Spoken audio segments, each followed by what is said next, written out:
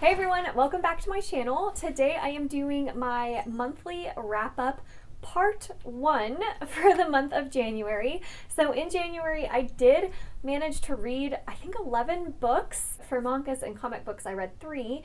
So I have a lot of books to talk about, and I figured I would break this up into 2 parts. And the first part 1 today, I'm going to be talking about the fantasy / sci-fi / manga comic books I've read, so that I can go into a little bit more detail on each one, and this video will hopefully be like an hour long. So without further ado, I'm just gonna get right into the books that I read. This will be in chronological order, and if you don't know how my rating system works, I'm no longer assigning star ratings to books. Instead, I'm going to use this system here that I will pop up. So let's go ahead and dive into these books. Starting with the fantasy books that I read this month, the first one was The Dragon Republic by R.F. Kuang. I loved this book. Definitely gave it a solid, loved it. I can't say, unfortunately, too much without going into spoilers, because this is the second book in the Poppy War trilogy. So if you don't know what the Poppy War is about, it follows this fantasy world that is based heavily on real Chinese history, and especially the Sino-Japanese War. In the second book, you've kind of moved past the initial war setting, and it's very much a book that is exploring the expansion of this world and the politics, and very much asks the question to our main character of what if you basically topple an empire, but it's only replaced with potentially something worse. And I think what I loved about this book so much was the introduction of the Empress character, who was much more present in this book. She was absolutely fascinating. The Hesperians, which are based off of real life Britain, were just absolutely fascinating to read about. And then I also loved the expansion of the magic in this world. And if you don't know, this magic system is based on real life shamanism. How we expanded upon the themes with the gods controlling you versus you controlling the gods. And it was just so good. It was so fast-paced. I loved it so much. And I will say that Rin, as a main protagonist in the first book, I think she comes off as somewhat unlikable. I personally love Rin a lot, but I can see why a lot of people find her to be an unlikable protagonist, because she is very hot-headed, she's very immature, she's very much growing throughout this series. She's very naive about a lot of things. She's very flawed in her thinking, but I find it fascinating being inside of her head. And I found her rage in this book to be very justified. I felt like I was really empathizing with her character, and just wanted her to just take over. I love Rin so much in this book, and I actually found her more likable in this book. And I will say that some of the side characters that you grew to really like in the first book, I think that they change a lot as the story progresses, and some of them even become more unlikable, I think, than Rin. Trying to stay very spoiler-free here. So it was really interesting seeing the change between a lot of these side characters around Rin from book 1 to book 2. It was also really interesting just exploring the aftermath of what happened in book 1, and how as a country you would try to rebuild and recover from such an event, and how these consequences don't just go away overnight. These are long-term consequences that will last for a lot of these characters' whole lives. And you very much see that present in how they act in this book. A lot of the characters are still dealing with a lot of emotions and grief and trauma that they experienced from the first book. And you feel that they're very justified in their actions and their emotions. And I really understood why our characters were making the decisions that they were, even when I didn't agree with those decisions.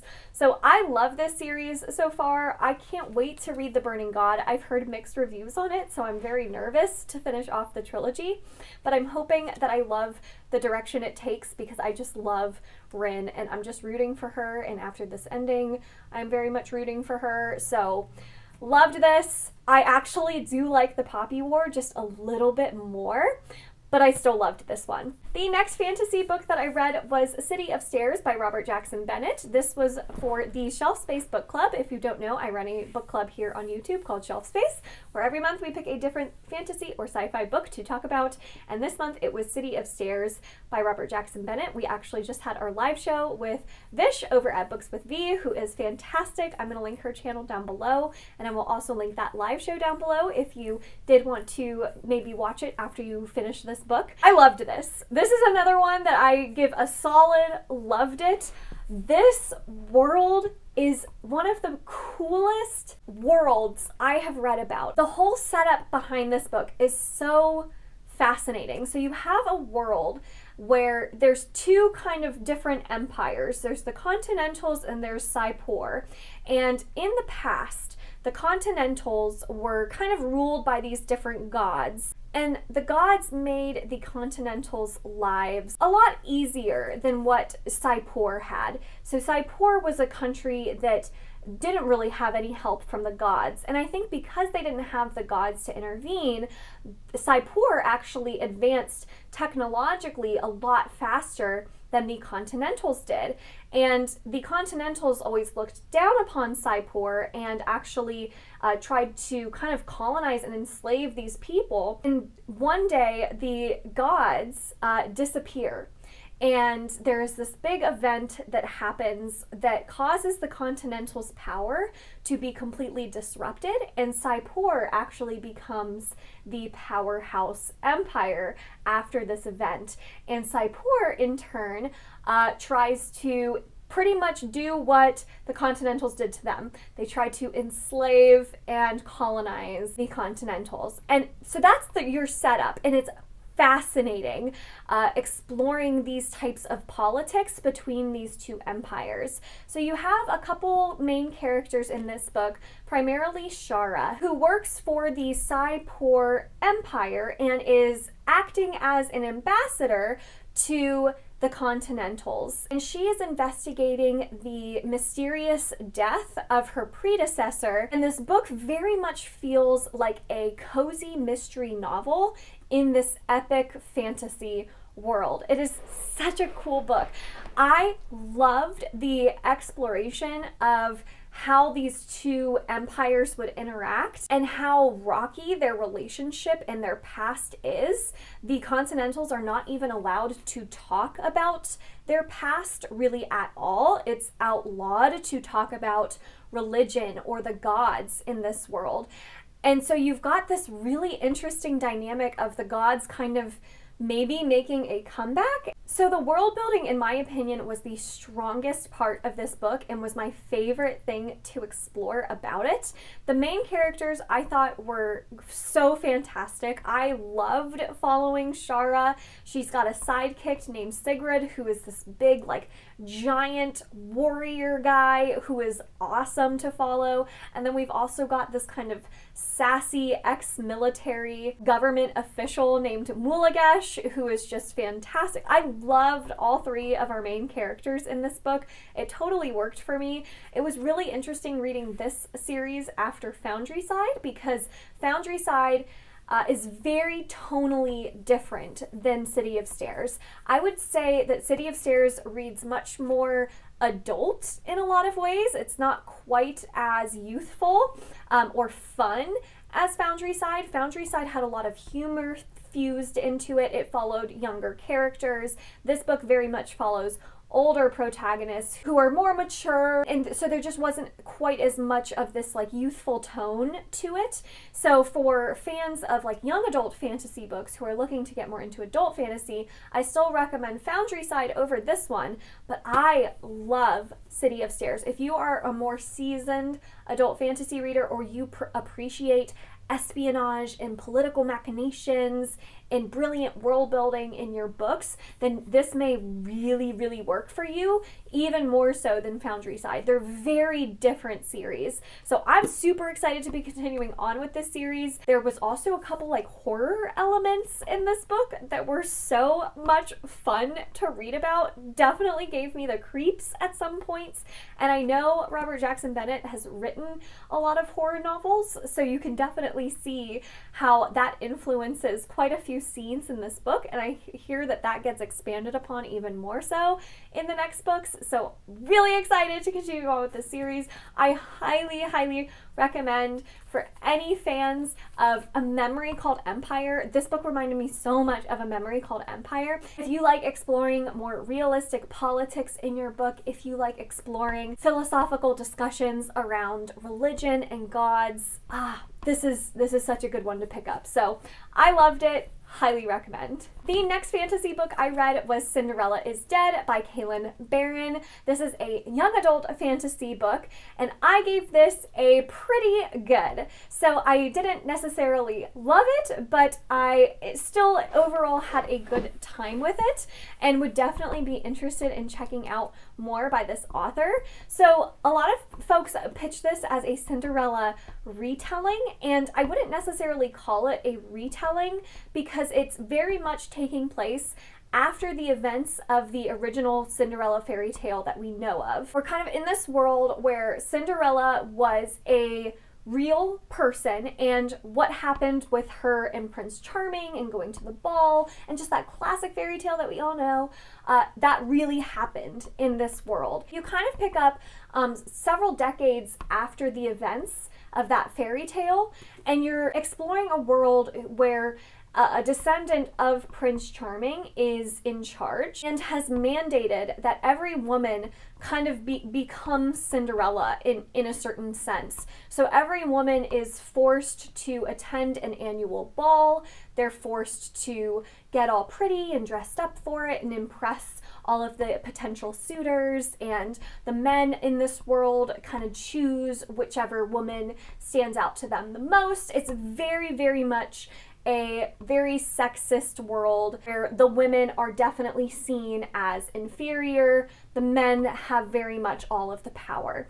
And I thought that that premise was so interesting to like take a world where a fairy tale was real and to see kind of, if we fast forwarded in time after that fairy tale, after that happy ending, what do we get? What does that lead to?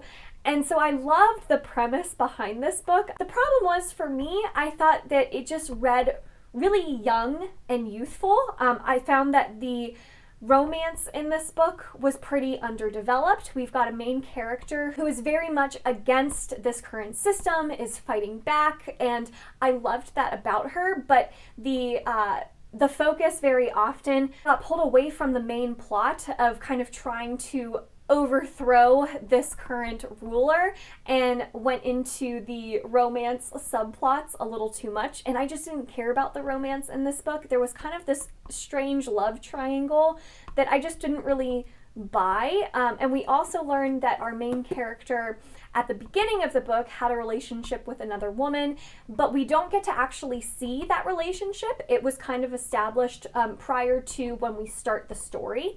So we don't really ever get to see that romance develop between those two characters, and that kind of bothered me because I didn't buy the romance because of that, because I just didn't get to see it really. So there were a couple things about the character work in this book that didn't quite hit for me. Sorry, I just realized my microphone wasn't attached to my sweatshirt, so hopefully my audio's better from here on out. So I just felt like the writing was, on the younger side of young adult, which is totally fine. I mean, I think that this would appeal to a lot of teenagers. I think that this has a lot of cool, different, unique things about it. But just some of the character work, the romance subplots, and kind of just the writing and how youthful it felt Just didn't really work for me.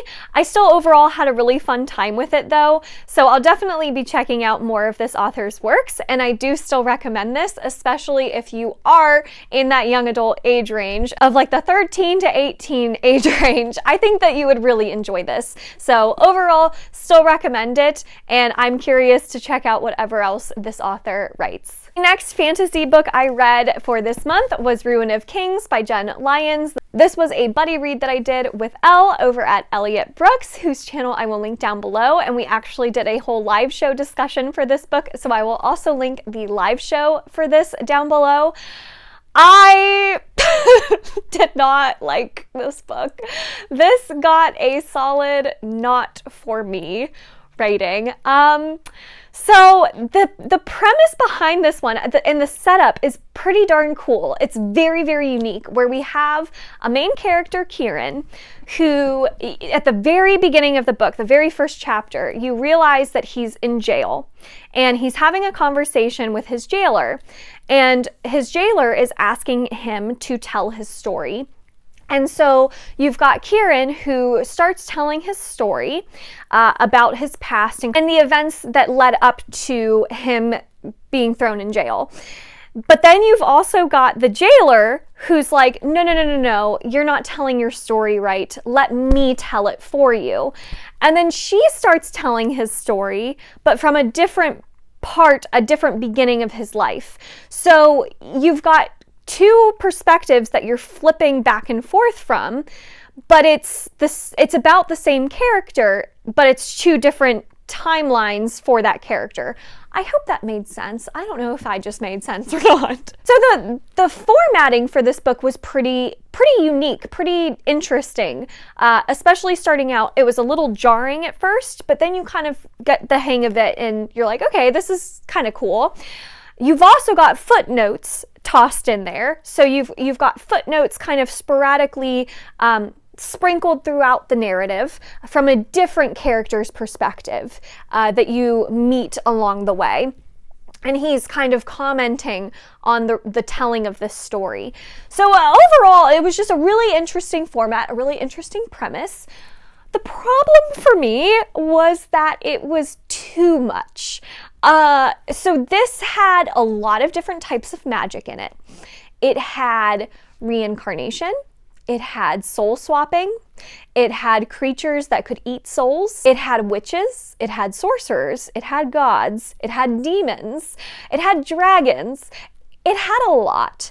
And to have all of those elements in one book, it felt a little convoluted. The other issue was that you had kind of two different focuses of this story, where there were these really interesting like house politics, where the houses in rule aren't actually allowed to rule. They kind of have this artificial power, and they're very, very wealthy, but they're not allowed to actually rule over anyone. And that was really interesting. And kind of the dynamics between these houses was also really interesting. But then you also have another plot going on that has to do with demons and deities being reincarnated, and it was like, it was just a lot. It was a lot to keep track of. There were also just a lot of twists in this book where I don't want to say too much in case you want to, read it, but there were a lot of times where you think you're reading from a character's perspective and it's not that character at all. And it felt like this happened every 5 pages. You'd get a gotcha of, this character isn't this character, it's this character, and this character is related to this character, and this character is not actually related. And you've got now soul swapping, and this person's reincarnated, and they've got past lives that you don't know about, but they know about. You also have a prophecy in this book that never really gets revealed to the main character. So the main character, Kieran, is being taken through this book and this story, and he continuously asks people along the way, why is this certain person after me? To which he gets a response of something like, oh, you're not ready to know that answer yet. It'll come in due time. Or he'll ask, you know, why is this prophecy so important? And he gets an answer of something like, oh, we can't tell you yet. That would disturb whatever. And you're like, can anyone tell this character anything so that we have some inkling of an idea of what's going on?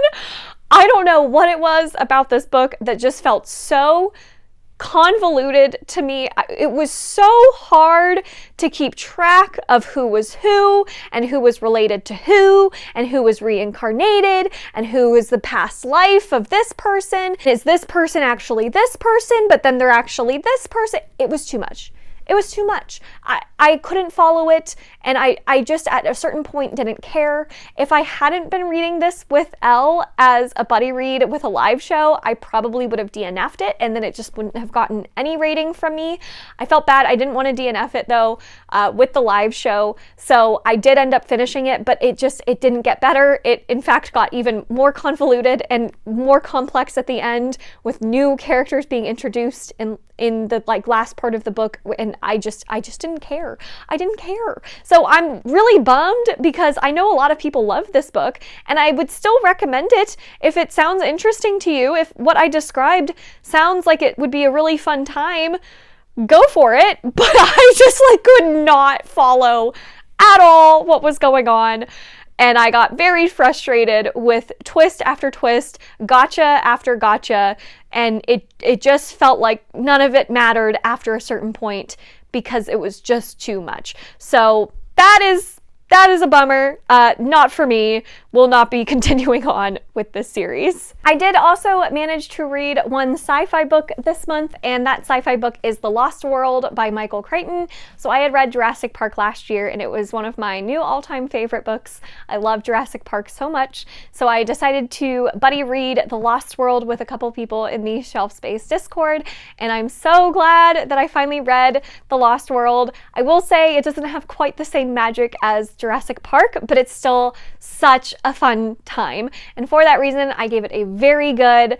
I'm so glad I read it. I definitely think if you love Jurassic Park, definitely check out The Lost World. It basically just expands on everything that Jurassic Park had. It has more scary dinosaur scenes, it has more crazy character deaths, it has more just fun action, awesome, cool philosophical discussions being brought up with the whole idea of evolution, and it's awesome. So I love Michael Crichton's writing style. I love how straightforward to the point it is. It's so fast-paced. This on audio was also amazing, so highly recommend. I don't have much else to say because it's just a fun time and a lot of dinosaurs, and that's just a recipe for success in my opinion. All right, and then I also read 4 manga/comic books, so I'll quickly go through those. I don't really know how to talk about manga and comic books yet because I'm so new to reading those types of stories, so I'm gonna try my best. I read Sailor Moon Volume 3 in the Eternal Edition, and I love this. It's so nostalgic for me. Sailor Moon I watched growing up as a kid and was so obsessed. I love the characters. I love the plot and just how just over the top ridiculous it is, but it's so much fun. I don't know how to talk about this series really in any sort of objective way because it's just so nostalgic for me. So I think I'm just biased and will just love all the Sailor Moon because it's just a fun time. So I'm really glad that I'm reading the manga. The next manga I read was Full Metal Alchemist. I have this, I forget what editions these are called, but it's volume 1 of whatever this edition is. So much fun. Oh my god. I knew that I was going to enjoy this. Elle over at Elliot Brooks, she loves Full Metal Alchemist, and I definitely picked it up on her recommendation, and I'm so glad I picked this up because it's so fun. The 2 main brothers are fantastic, so fun to follow. The magic system is so cool and unique, and I'm shocked at how dark this gets. Oh my goodness, I thought this manga was like for kids, but there were some pretty graphic scenes in this manga, and I'm here for it. I like it. I'm really excited to continue on with Full Metal Alchemist. I just think that this is a good time. It's a fun one to read with my morning coffee, so definitely going to continue on with the series. And then the 2 comic books I read were Ultimate Spider-Man Volume 1 and Batman Year 1. So Ultimate Spider-Man Volume 1, so classic, so good, so good. It was origin story that we all know and love from Spider-Man. It was told to us again in Ultimate Spider-Man.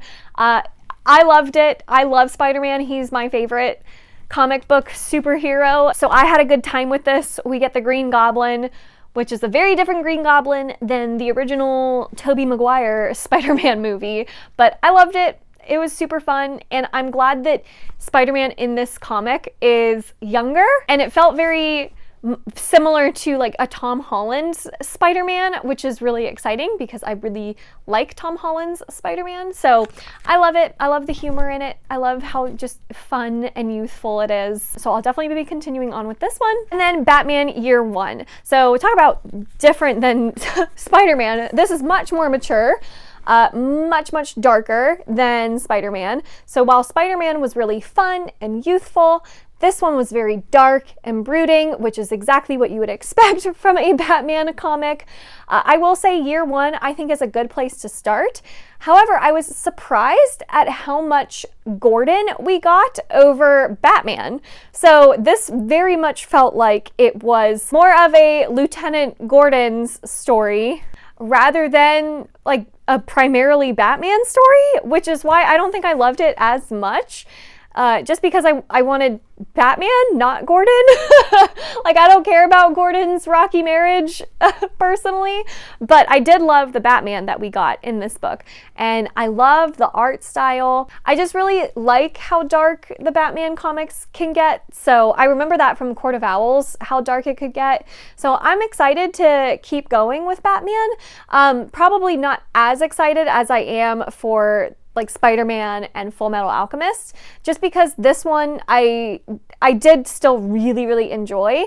I thought it was very good, but I think because it concentrated so much more on Gordon than I was expecting, it just didn't quite live up to the hype I had built up for it in my head. So those were all of the sci-fi, fantasy books and stories that I read in the month of January.